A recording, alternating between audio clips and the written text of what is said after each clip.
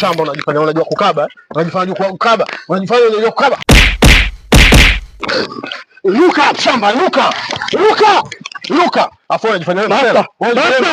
Unajifanya msela. Unajua kama sio sela kitambo. Unajua kama sio sela kitambo, yani kuvaa buyo yako unajifanya msela. Unajifanya muone hizi nyama zako hizi mpumbavu wewe. Bwana hizi nyama tu. Unajifanya msela. Waulize wanangu Kijichi.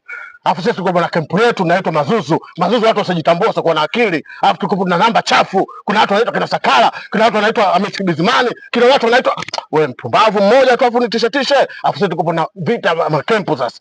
Usikijua. Na makempu huko, kuna kempu inaitwa Bwawani Rais wao Ajiba Kongo, kuna kempu inaitwa huko Vampire, Fala wewe kiongozi wao anaitwa Bisi Buguni. Alafu wewe Fala mjinga tu wewe. Wewe muone. Tulia. Wewe muone. Afu unaibia watu. Tulia nimekwambia. Sasa leo umekutana na msela kitambo. Wewe gani? Yaani wewe ndio unaibiwa sasa. Salamu. Nimekwambia tulia.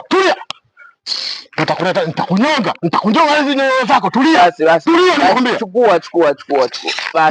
Basi baba, sikujua kama ni wewe. Nimekwambia tulia.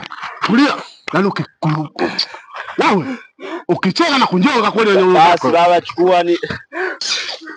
Wewe unajifanya msela pumbavu wewe. Nimekwambia tulia.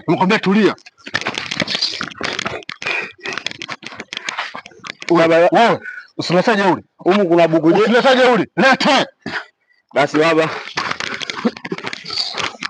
Pumbavu, yaani mwenzo afu usilanya una tamana unaibia watu viswaswadu mpumbavu. Yaani viswaswadu vinakupeleka wapi mpumbavu wewe? Vinakupeleka wapi? Sasa leo umekutana na namba chafu.